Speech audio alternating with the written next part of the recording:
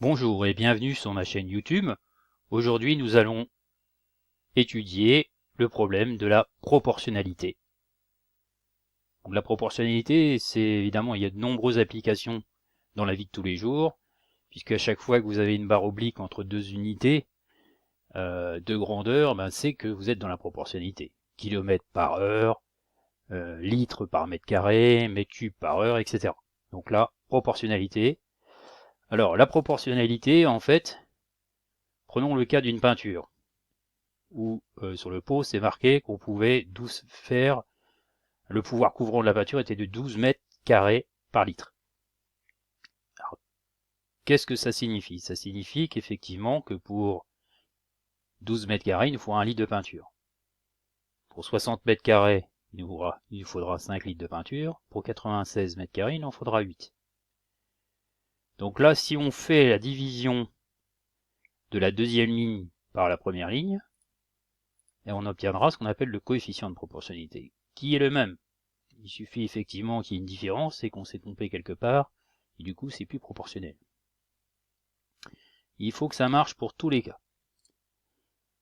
Donc ici, pour passer de la première ligne, qui correspond généralement à la ligne des abscisses, lorsqu'on va représenter ce cas de figure sous forme, j'allais dire, d'un abac, d'un graphique, et pour passer de la deuxième à la première ligne, eh bien, il faut faire le contraire de la multiplication, il faut faire la division. Donc là, on va diviser par 12.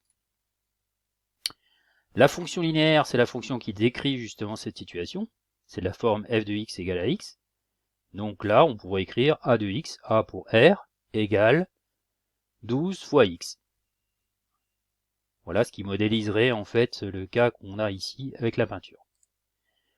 Dans tous les cas de figure, lorsque vous avez une proportionnalité, vous obtiendrez toujours une droite qui passe par l'origine.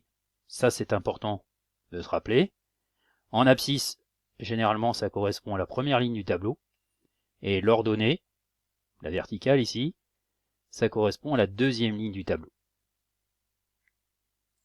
Et évidemment, ce qui est important également, c'est que quand vous avez la proportionnalité, vous pouvez utiliser un tableau de proportionnalité et faire le produit en croix.